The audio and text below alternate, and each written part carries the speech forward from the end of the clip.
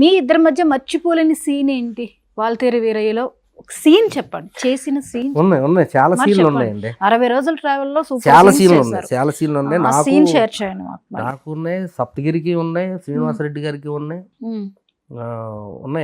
ఆయనతో చాలా మంచి సీన్. నాకైతే ఒకటి బాగా గుర్తొచ్చే సీన్, ఆయన ఏడుస్తున్నాడు సంగతి ఆయనకు కూడా తెలీదు. తమ్ముడు కోసం, రవితేజ్ గారి కోసం ఏడుస్తుంటాడు. ఆ విషయం ఆయనకి తెలీదు. ఆయన మమ్మల్ని అంటాడు, అరే నేను మా తమ్ముడు గురించి మాట్లాడుతూ మీరు ఏడుస్తున్నారు ఎవరా అని అంటే, నువ్వే ఏడుస్తున్నావు బాసు అంటాను.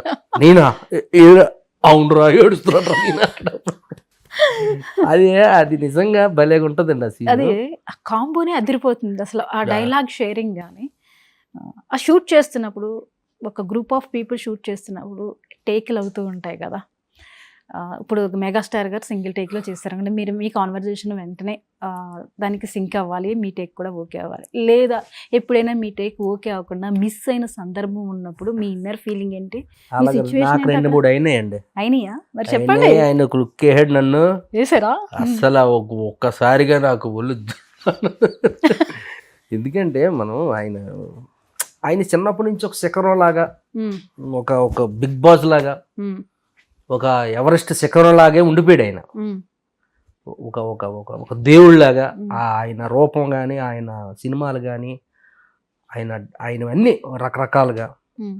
అలాంటి మనిషి దగ్గర అలాగా ఊహించుకుని అలాగ ఉండేది ఆయన దగ్గరకు ఒక్కసారి సడన్ గా లైవ్ లో పక్కన ఉన్నప్పుడు అది నాకైతే ఎవ్రీ సెకండ్ ఏదో నాకు ఒక దీనిలాగా ఉండేదండి. ఇది నిజమా కళ ఏంటి అనేది, ఏంటి నిజమా ఇది, ఎక్కడి నుంచి శ్రీకాకుళం, ఎక్కడ మెగాస్టార్, ఆయన పక్క నేను యాక్ట్ చేయడం ఆయన అసలు ఏంటిది అనేసి వెనక నుంచి ఉండి నేను అనుకుంటూ ఇలాగ మళ్ళీ ఆయన క్లుక్ వేసాడు. ఇది ఏం చేస్తున్నాడు వెనకతను ఆయన కూడా నన్ను ఆయన ఎక్కడున్నా ఆ లొకేషన్ ఉంటే నా మీద ఒక కన్ను ఉండేది ఆయనకి. వీడు ఏం చేస్తున్నాడు ఏంటి, నా మీద ఒక ప్రత్యేకమైన అభిమానం ఉంటుందండి. ఆయన ఏమన్నా యాసో మరి మా ప్రాంతం ఏటో మరి తెలియదు కానండి. ఆయనకి వాళ్ళ తమ్ముడికి ముగ్గురికి ఉండే, పవన్ కళ్యాణ్ గారికి, చిరంజీవి గారికి, నాగబాబు గారికి ముగ్గురికి మా ప్రాంతం అంటే ఒక ప్రత్యేకమైన అభిమానం వాళ్ళకి. అన్ని ప్రాంతాలు ఇష్టమే వాళ్ళకి, కాదంటలేదు. ఎవరిని ఇక్కడ తక్కువగా చూడకూడదండి, అన్ని ఇష్టమే వాళ్ళకి. కానీ ఎందుకో తూర్పు అంటే వాళ్ళకి ఇష్టం కొంచెం.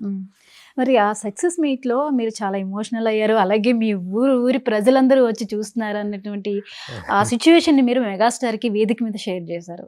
అప్పుడేనండి నేను థియేటర్కి వెళ్ళి రిలీజ్కి వెళ్ళి చూసుకొని ఒక 2 days అక్కడ ఒకటి ఉండి ఫంక్షన్ కి వరంగల్ వచ్చాను. అక్కడి నుంచి అక్కడికి డైరెక్ట్. చాలా ఎమోషనల్ అయ్యారు మీరు. ఒక్కొక్క మనిషికి ఒక్కొక్కసారి ఒక అదృష్టం వస్తుందండి. అదే ఇది ప్రతి ఒక్కరు అనుకుంటారండి జీవితంలో ఒక్కసారైనా చిరంజీవి గారితో కలాలి, చిరంజీవి గారితో ఫోటో దిగాలి, చిరంజీవి గారితో. యాక్టర్స్కి అయితే ఒక్క ఫ్రేమ్లో కనబడాలి అనేది ఒక లైఫ్ గోల్ లాగా ఉంటుంది ప్రతి ఒక్కరికి. ఆయన కూడా అది అర్థం చేసుకొని ప్రతి ఒక్కరిని పిలిచి, ఇప్పుడున్న జనరేషన్స్, నా జనరేషన్స్ నుంచి ఇప్పుడు పాత జనరేషన్ నుంచి ఇప్పుడు మా వరకు ప్రతి ఒక్కరిని గుర్తుపెట్టుకుని పిలిచి ఆయన క్యారెక్టర్ ఇచ్చాడండి. మా వరకు కూడా గ్రేట్ కదా. అందరికి మా బ్యాచ్ అందరికి ఇచ్చాడు ఆయన పిలిచి. ఎందుకంటే వీళ్ళని పైకి తీసుకురావాలి. ఒకసారి వీళ్ళకి ఇప్పుడు మనకు గోల్స్ ఉంటాయని మనం ఊహించుకుంటాం కదా. మీ గోల్ నీవు ఊహించుకుంటే ఎలా ఉంటదండి? అది మెగాస్టార్. సూపర్ చెప్పారు అసలు. అది ఎవరికి ఉండదండి బాబు, ఆయనకి తప్ప. ఆయనకి ఏటో మరి ఆ మనసులో ఉండే అది ఇదేంటో కానీ మైండ్.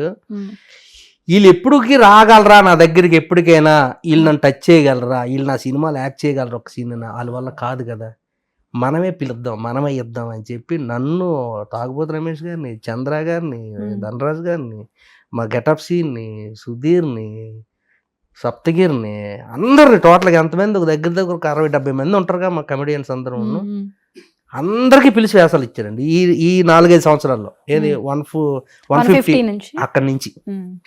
మీకు వాల్తేరు వీరయ్య చేసిన తర్వాత మీ ఊర్లో మీకు ఎలాంటి వెయిటేజ్ వచ్చింది? అది ఇంకా వెయిటేజ్ అంటారు బాబు, అది అసలు ఎమ్మెల్యే గెలిచినట్టుగా ఆయన సినిమాలు యాక్ట్ చేస్తే.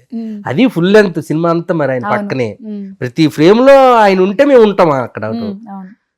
యూరోప్ వెళ్ళినప్పుడు ఉన్నాము, ఎయిర్పోర్ట్ లో ఉన్నాము. యూరోప్ అంతా అలరేగా మీది? అవునండి. సీన్స్ మామూలుగా అంటే వెళ్ళాం అనుకున్నాం కానీ మరి మాకు కొంచెం పాస్పోర్ట్లో ఇబ్బంది వెళ్ళి అవి కొన్ని ఇక్కడే చేసామండి. ఏదైనా సినిమా అంతా ఆయనతో ఉండడం ఫుల్ లెంత్. అసలు అది జన్మకి ఇది ఒకటి చాలండి. ఈ మిగతా బోనస్లు ఏవో చేసుకుంటూ వెళ్ళిపోవాలి. ఇంకంతే, ఇంక ఆశలు ఏం పెట్టుకోకూడదండి అంతే.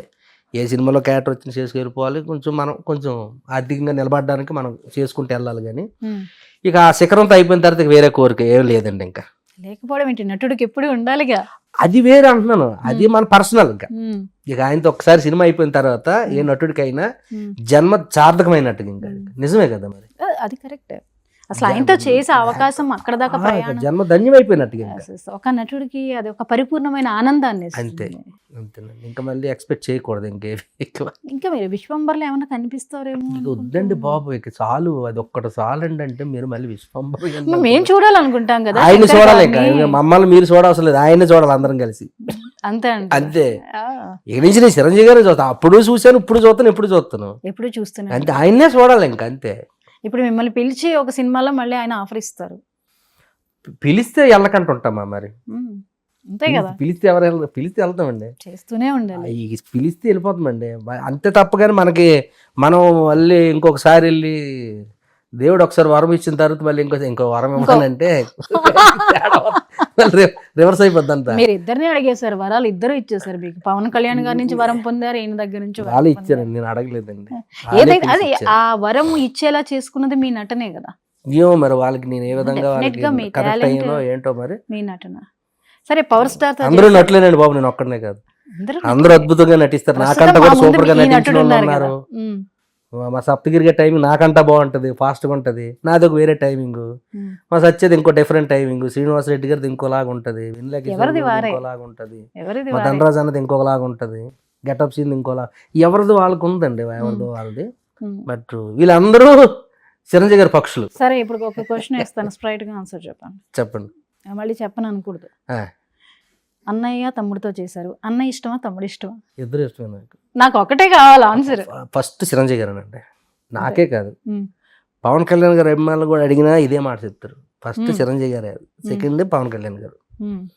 పవన్ కళ్యాణ్ గారు అడిగితే ఆయన ఇదే మాట అంటారు. అన్నయ్య తర్వాతే కళ్యాణ్ గారు, కళ్యాణ్ గారి తర్వాత మేము. మరి అంతే, ఎవరైనా ఆయన దగ్గర నుంచి వచ్చిన వాళ్ళు. మంచి లాజిక్, చాలా బాగా చెప్పారు. మరి ఆయనకు ఇవ్వాల్సిన ఆయనకి ఇవ్వాలి, ఆయనకి అంతే. అది వాళ్ళ తమ్ముడు గారే అంటారు ఆ మాట, పవన్ కళ్యాణ్ అన్నయ్య అంటారు. సూపర్. మా అన్నయ్య తర్వాతే నేను అంటారు. ఆయన ముందు ఇలాగైనా ఒప్పుకోడు. ఆయన అభిమాని అయినా సరే అన్నయ్యనే పోవడాలి అక్కడ, ఎందుకంటే ఎవరైనా అన్నయ్యనే అనాలి అక్కడ, ఎందుకంటే అన్నయ్య లేని ఎవరు లేరు కదా. మీరు చాలా జాగ్రత్తగా మాట్లాడుతున్నారు. జాగ్రత్త కాదు, నిజమండి ఇది.